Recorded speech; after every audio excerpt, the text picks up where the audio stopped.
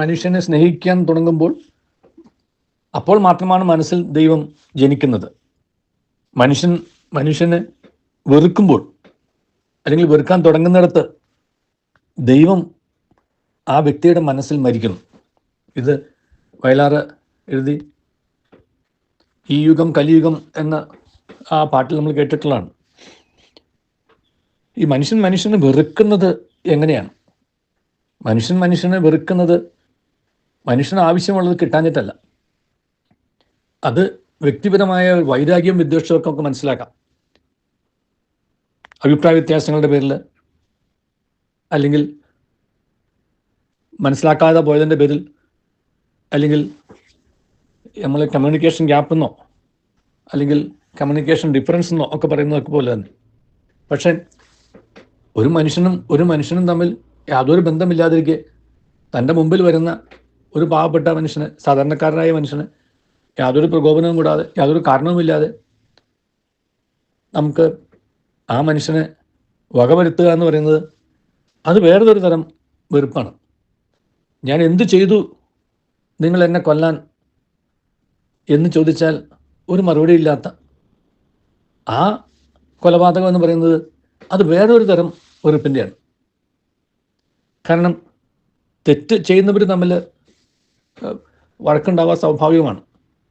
അതുകൊണ്ടാണ് നിയമത്തിൻ്റെ അല്ലെങ്കിൽ നീതിശാസ്ത്രം എന്ന് തന്നെ പറയുന്നതിൻ്റെ ഒരു അടിസ്ഥാന തത്വം എന്ന് പറയുന്നത് തെറ്റിന് ശിക്ഷ എന്നാണ്. കുറ്റത്തിന് ശിക്ഷ ജയിൽ, തെറ്റിന് ശിക്ഷ പരിഹാരം. ഇത് രണ്ടും ഈ സാമൂഹിക ശാസ്ത്രത്തിലെ, നീതിശാസ്ത്രത്തിലെ പ്രയോഗങ്ങളൊക്കെ തന്നെയാണ്, സാമൂഹിക ജീവിതക്രമത്തിലെ രീതികളാണ്. പക്ഷേ അതിനപ്പുറത്തേക്കുള്ള ഒരു വെറുപ്പിൻ്റെ, ഒരു വിദ്വേഷത്തിൻ്റെ, അല്ലെങ്കിൽ ഒരു ഒരു ഒരു ഒരു ഒരു പ്രത്യേക എന്താ പറയുക, ഒരു രീതിയിൽ മനുഷ്യനെ ഒരു കാരണവും കൂടാതെ വകവരുത്തുക എന്ന് പറയുമ്പോൾ അതിനകത്ത് എന്തോ നമുക്ക് ആർക്കും മനസ്സിലാക്കാൻ സാധിക്കാത്ത, എന്നാൽ നമ്മൾ തിരിച്ചറിയേണ്ട ഒരു വലിയ തത്വം കിടപ്പുണ്ട്. ആ തിരിച്ചറിയേണ്ട വലിയ തത്വത്തിൻ്റെ പിറകിലുള്ള വീഴ്ചകളെക്കുറിച്ചോ അല്ലെങ്കിൽ പ്രശ്നങ്ങളെക്കുറിച്ചോ അല്ല, അതിനേക്കാളൊക്കെ ഉപരിയായിട്ട് എനിക്കും നിങ്ങൾക്കും ചെയ്യാൻ കഴിയുന്ന ഒരു കൊച്ചു കാര്യത്തെക്കുറിച്ചാണ് ഞാൻ ഇന്നത്തെ ചിന്തയുടെ സമാപന ഭാഗത്ത് ചിന്തിക്കാൻ ആഗ്രഹിക്കുന്നത്.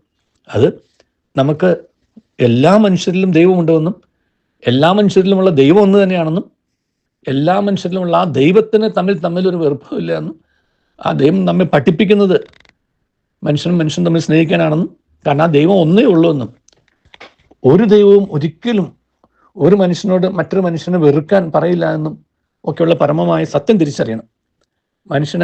മനുഷ്യനെ സ്നേഹിക്കാതെ ദൈവത്തെ സ്നേഹിക്കാൻ സാധിക്കില്ല എന്നും തിരിച്ചറിയണം. അപ്പോൾ ഒരു ആത്മീയത കൊണ്ട് നടക്കുന്ന മതത്തിൻ്റെ അംഗമായിട്ടുള്ള ഒരു വ്യക്തി, ആ വ്യക്തി ഏതെങ്കിലും തരത്തിലുള്ള വെറുപ്പിൻ്റെ പ്രത്യയശാസ്ത്രമാണ് കൊണ്ടു നടക്കുന്നതെന്നുണ്ടെങ്കിൽ ആ വ്യക്തിയിൽ ആത്മീയതയില്ല. കാരണം ആ വ്യക്തി വിശ്വസിക്കുന്ന മതം കൊണ്ടുവന്ന് എത്തിക്കുന്ന ദൈവം ഒരിക്കലും ആരെയും വെറുക്കാനോ വകവരുത്താനോ പഠിപ്പിക്കുന്നില്ല.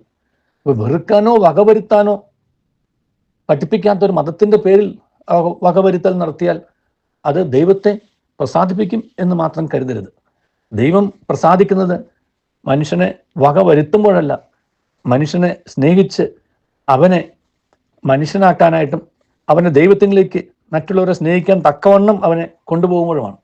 അപ്പം ആശയങ്ങളുടെ ഏറ്റുമുട്ടൽ മനസ്സിലാക്കാം, പക്ഷേ ആശയങ്ങളില്ലാത്ത ഏറ്റുമുട്ടാൻ മറ്റൊന്നുമില്ലാത്ത ആ ഒരു നിരപരാധികൾ എന്ന് പറയുന്നിടത്താണ് നമുക്ക് അവരെ ഈ ലോകത്ത് നിന്ന് തൂത്തെറിഞ്ഞത് എന്തിനു വേണ്ടി എന്ന് ചോദിച്ചാൽ അതൊരിക്കലും മനസ്സിലാവാത്ത ഒരു ഉത്തരമാണ്. അത് ദൈവത്തെ പ്രസാദിപ്പിക്കാൻ വേണ്ടിയിട്ട് ആവരുതേ എന്നാണ് എൻ്റെ പ്രാർത്ഥന. കാരണം ദൈവം ഒരിക്കലും മനുഷ്യനെ വെറുക്കുന്നിടത്ത് സന്തോഷിക്കുന്നില്ല, മനുഷ്യനെ സ്നേഹിക്കുന്നിടത്ത് സന്തോഷിക്കുന്ന ആ ദൈവത്തെ മനസ്സിലാക്കാൻ നമുക്ക് കഴിയണം. നമുക്ക് പരസ്പരം സ്നേഹിച്ചുകൊണ്ട് ജാതിക്കും മതത്തിനും വർഗത്തിനും വർണ്ണത്തിനും ഭാഷയ്ക്കും ദേശത്തിനും ലിംഗത്തിനും ഒക്കെ അതീതമായ ഒരു മനുഷ്യ സ്നേഹത്തിലൂടെ ദൈവത്തെ പ്രസാദിപ്പിക്കാനും ദൈവത്തെ പ്രകാശിപ്പിക്കാനും നമുക്ക് കഴിയട്ടെ. ആ പാവപ്പെട്ട പഹൽഗാമിൽ മരിച്ച എല്ലാവരുടെയും ദുഃഖത്തിൽ, കുടുംബാംഗങ്ങളുടെ ദുഃഖത്തിൽ പങ്കുചേരുന്നു.